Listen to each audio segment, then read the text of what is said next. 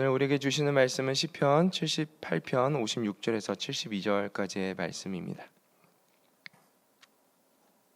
우리 한 절씩 교독하시고 72절은 우리 함께 읽도록 하겠습니다. 제가 먼저 읽겠습니다. 그러나 그들은 지존하신 하나님을 시험하고 반항하여 그의 명령을 지키지 아니하며 그들의 조상들 같이 배반하고 거짓을 행하여 속이는 활같이 빗나가서 자기 산당들로 그의 노여움을 일으키며 그들의 조각한 우상들로 그를 진노하게 하였음에 하나님이 들으시고 분내어 이스라엘을 크게 미워하사 사람 가운데 세우신 장막 곧 실로의 성막을 떠나시고 그가 그의 능력을 포로에게 넘겨주시며 그의 영광을 대적의 손에 붙이시고 그가 그의 소유 때문에 분내사 그의 백성을 칼에 넘기셨으니 그의 성년은 불에 잘라지고 그들의 자녀들은 혼인 노래를 들을 수 없었으며 그들의 제사장들은 칼에 엎드러지고 그들의 과부들은 애곡도 하지 못하였도다. 그때 주께서 잠에서 깨어나신 것처럼 포도주를 마시고 고함치는 용사처럼 일어나사 그의 대적들을 쳐 물리쳐서 영원히 그들에게 욕되게 하셨도다. 또 요셉의 장막을 버리시며 에브라임 지파를 택하지 아니하시고 오직 유다 지파와 그가 사랑하시는 시온산을 택하시며 그의 성소를 산의 높음 같이 영원한 지으셨도다. 또 그의 종 다윗을 택하시되 양의 우리에서 취하시며 전 양을 지키는 중에서 그를 이끌어내사 그의 백성인 야곱 그의 소유인 이스라엘을 기르게 하셨더니 이에 그가 그들을 자기 마음으로 완전함으로 기르고 그의 손에 능숙함으로 그들을 지도하였도다. 아멘. 네, 우리가 보고 있는 이 78편 전체 내용은 이스라엘이 이제 출애굽한 이후부터 이제 다윗 시대까지의 그 역사를 요약하고 있는 내용입니다. 계속해서 우리가 이 역사를 통해서 보는 것은 이스라엘 백성이 구원을 하나님께로부터 출애굽의 은혜로 구원을 받았으나 이제 범죄하고 하나님의 살아계심을 잊어버리고 범죄하였다가 하나님의 은혜로 다시 그 하나님의 심판이 이루어지고 그 이후에 하나님의 은혜로 다시 한번 구원이 이루어지는 이런 어떤 역사들이 계속 반복되어져서 일어나는 것을 우리가 이스라엘 백성들의 그 역사를 통해서 이제 보게 됩니다.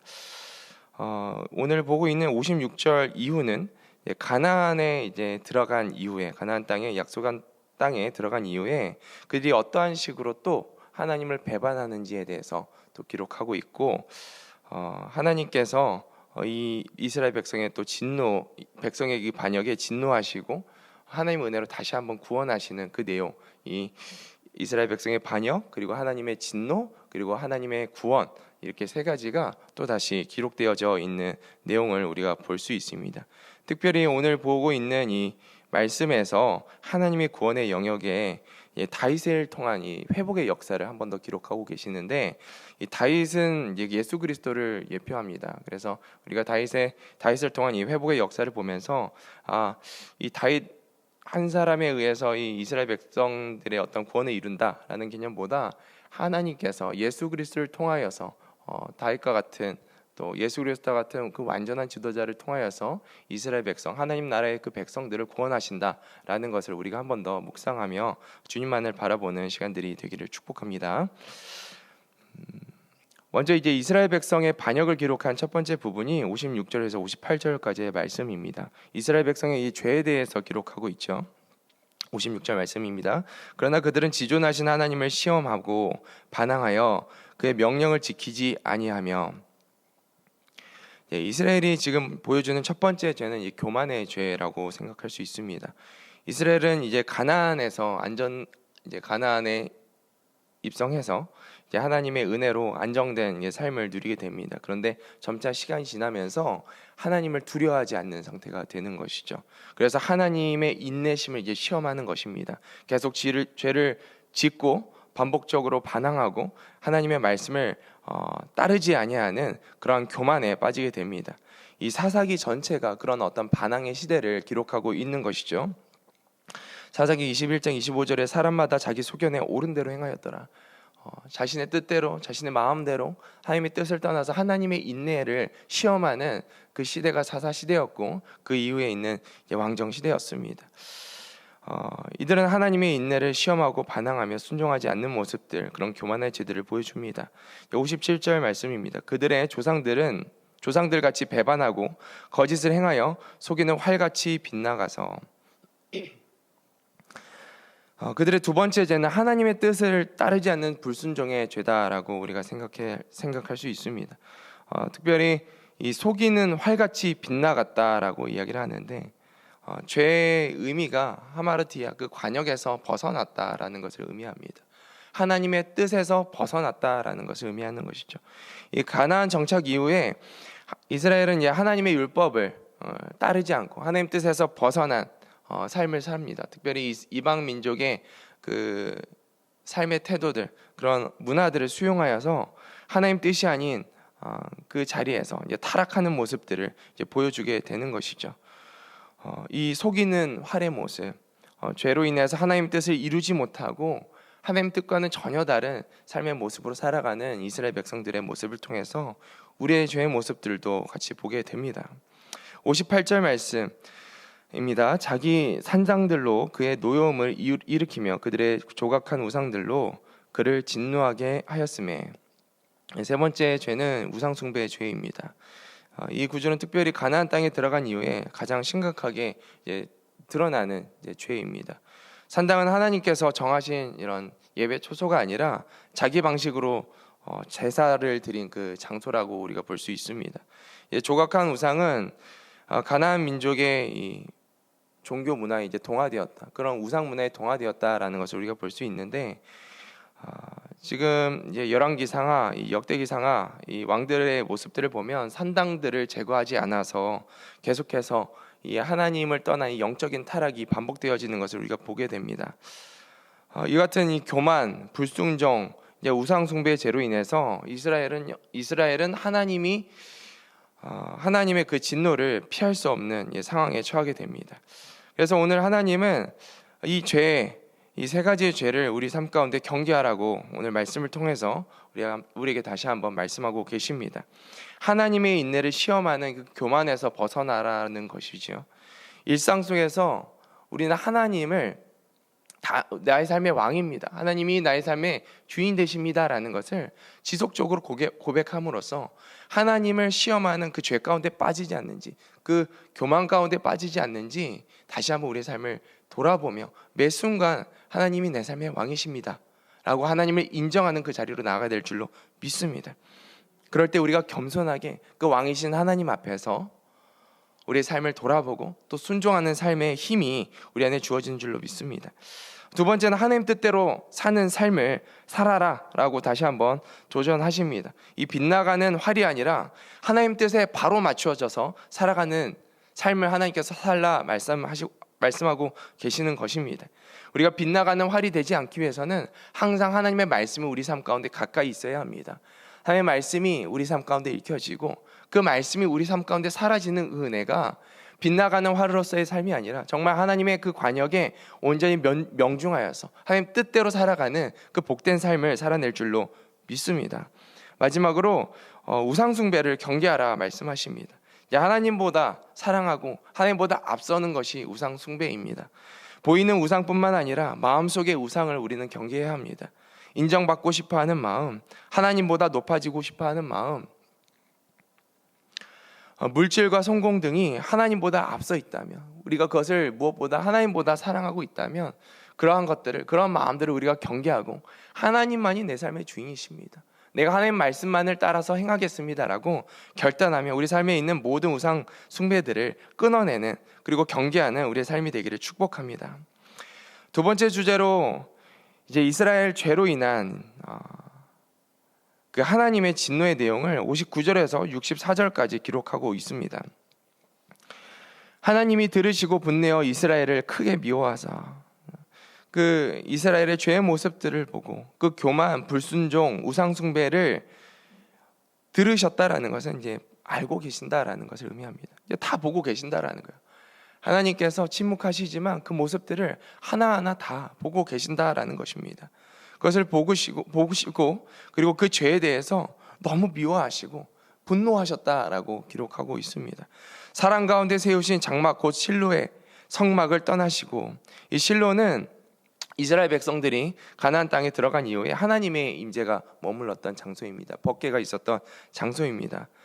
그런데 백성의 죄악으로 인해서 하나님께서 이 실로 성막, 이 법궤에 있는 장소를 떠나셨다라는 거예요. 임재가 그곳으로부터 떠났다라는 것입니다. 이것이 우리가 가장 두려워해야 되는 말씀입니다.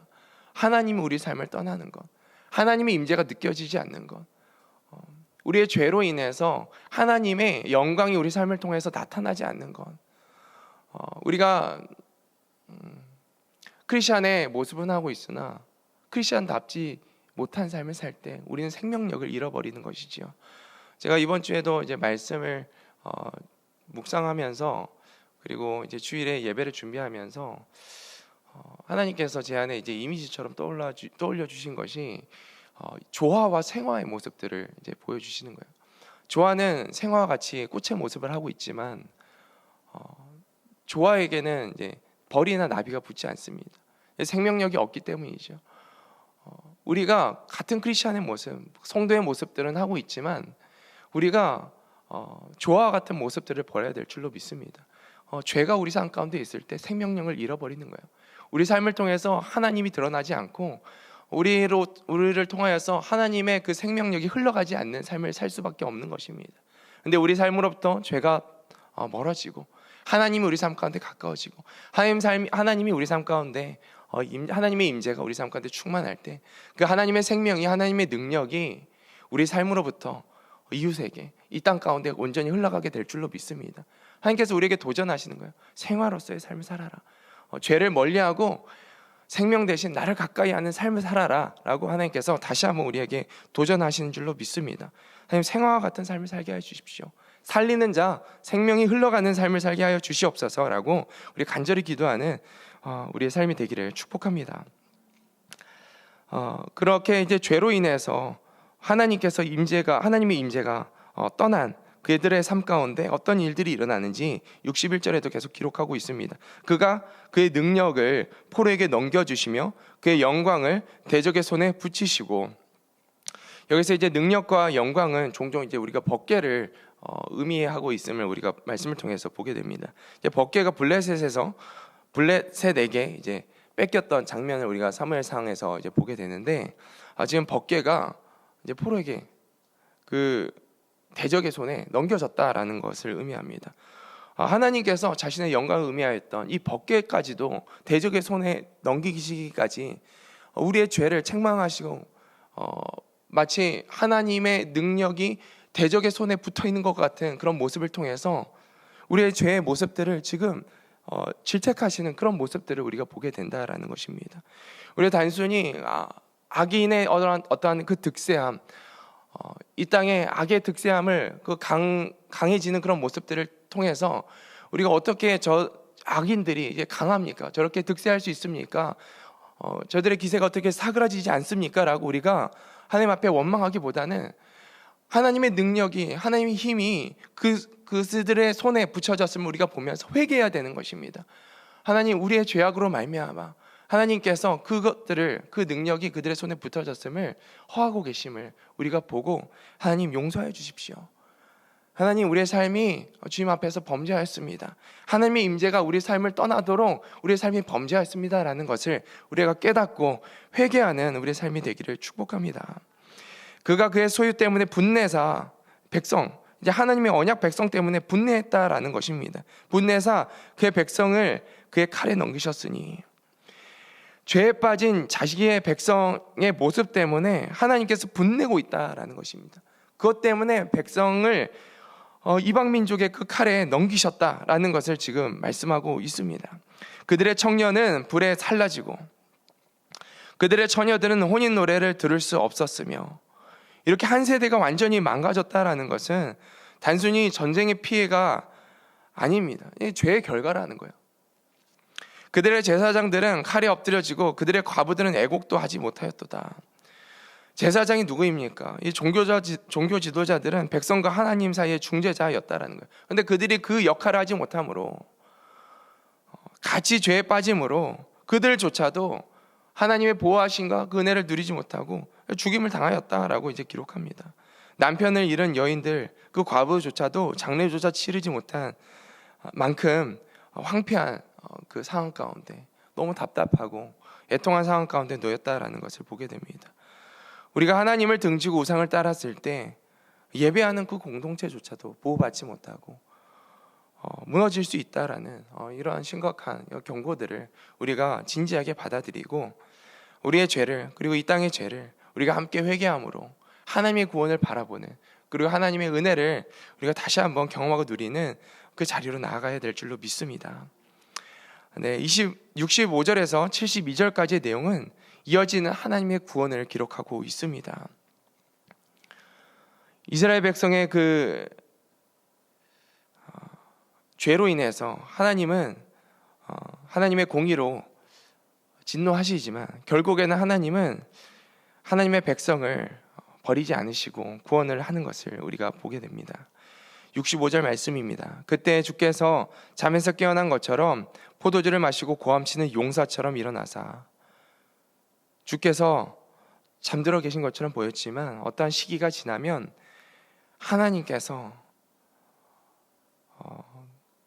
그 심판에 대한 그 인내를 마치시고 깨어난 용사처럼 악한 그 대적들을 멸하시는 것을 우리가 말씀을 통해서 보게 됩니다. 66절, 그의 대적들을 쳐 물리쳐서 영원히 그에게 욕되게 하셨도다. 하나님은 악의 이 득세함을 기뻐하지 않으십니다. 다만 하나님의 백성이 자신들의 죄에서부터 떠나기를 원하시는 것이지요. 하나님은요, 반드시 그 원수들을 멸하시는 하나님이십니다. 하나님께서는 악을 멸하기를 원하십니다. 하나님의 때에 하나님께서 그 일들을 행하시겠다. 내가 용사처럼 일어나 하나님의 때, 나의 때에 그 일들을 행하겠다라고 말씀하고 계십니다. 67절 말씀입니다. 또 요셉의 장막을 버리시며 에브라임 지파를 택하지 아니하시고, 하나님께서 이스라엘 중심이었던 에브라임 지파, 요셉의 자손은 더 이상 중심이 아니다 라고 말씀하는 것입니다. 그리고 불순종과 타락으로 인해 하나님은 하나님의 선택, 하나님이 구원하시는 방향을 트십니다. 68절 말씀입니다. 오직 유다 지파와 그가 사랑하는 시온산을 택하시며, 하나님은 유다 지파와 이제 예루살렘, 이 시온을 선택하셨다라고 기록합니다. 앞으로 계속 이어지는 말씀인데, 이는 이제 다윗 왕조와 예루살렘 성전을 중심으로 새로운 구원의 이 질서를 내가 보여주겠다라고 하는 것입니다. 이게 예수 그리스도와 이제 연결되어지는 것입니다. 너희 삶 가운데 허락한 인간적인 어떤 왕과 그런 어떤 노력들이 너희의 삶 가운데 구원을 온전히 이루지 못했지만, 내가 세운 지도자, 내가 세운 예수 그리스도를 통하여서 너희 삶 가운데 온전한 구원을 이루겠다라는 하나님의 약속입니다. 69절 말씀입니다. 그의 성소를 산의 높음 같이 영원히 두신 땅같이 지으셨도다. 흔들림 없는 산의 높음 같이 영원히 두신 땅과 같이 그 시온산, 그 하나님께서 구원의 그 길들을 여시겠다라고 말씀하는 것입니다. 또 그의 종 다윗을 택하시다 양의 우리에서 취하시며, 이에 그들의 마음의 완전함을 기르고 그의 손의 능숙함으로 그들의 그들을 지도하였도다. 하나님께서 다윗을 택하셔서 양의 우리에서 취하였다. 제가 71절을 빼먹었죠.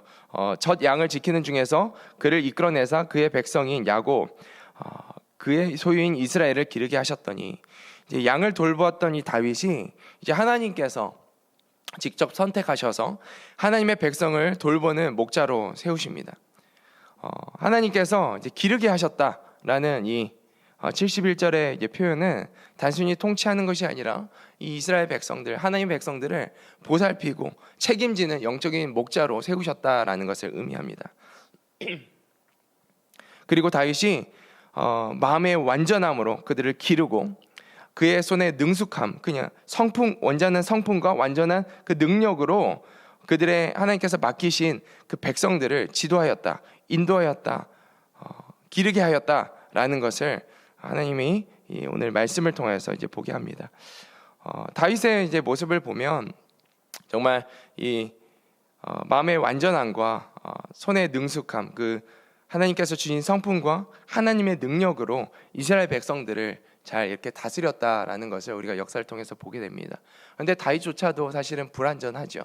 우리의 삶이 그렇습니다. 우리의 삶이 하나님의 뜻을 따라갈 때 우리의 삶은 완전해집니다. 하나님께서 우리 삶 가운데 나타나실 때 마치 생화와 같이 우리 삶에 생명력이 넘치고 능력이 넘치고 온전한 성품이 드러납니다. 그런데 하나님을 떠났을 때, 죄가 우리 삶 가운데 여전히 남아 있을 때, 그것들을 간과하고 그것들을 하나님 앞에 회개하지 않고 유보할 때 우리 삶 가운데는 죽은 조와 같은 삶으로 나타나게 되는 것이죠.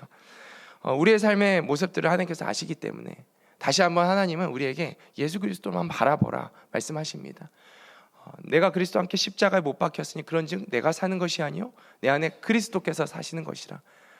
우리가 그리스도와 함께 십자가에 날마다 못 박힐 때, 우리가 죄를 짓는 우리의 삶의 모습들을 기억하고 날마다 예수 그리스도와 함께 십자가에 못 박힐 때 내 안에 살아계신 예수 그리스도 하여금 우리가 생화와 같은 삶을 살게 될 줄로 믿습니다.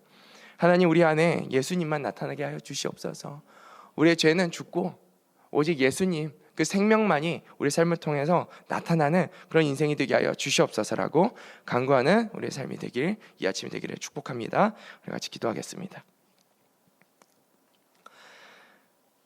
하나님, 죄가 하나님의 임재를 떠나게 한다라는 것을 오늘 말씀을 통하여서 또 배웠습니다. 그렇습니다. 하나님, 우리가 죄를 가지고서는 하나님을 나타낼 수 있는 삶을 살 수 없습니다. 하나님, 오늘도 기도하는 이 아침에 우리의 죄인데 우리의 연약함을 우리가 깨달아 알게 하여 주시옵시고 겸손하게 하나님 앞으로 나아가 예수 그리스도의 보혈로 주의 그 십자가의 능력을 의지하며 회개함으로 주여 우리의 삶에 남아있는 모든 죄의 찌꺼기들이 제하게 되어지게 하여 주시옵시고 오직 하나님만이 우리 삶 가운데 나타나 하나님의 영광을 나타내는 주의 백성들로 살아가게 하여 주시옵소서. 나는 죽고 죄인된 나는 죽고 오직 능력이신 생명이신 그 예수 그리스도만이 드러나는 삶을 사는 주의 백성들, 거룩한 자녀들 되게 하여 주시옵소서. 우리 구주 예수님의 이름으로 기도합니다. 아멘.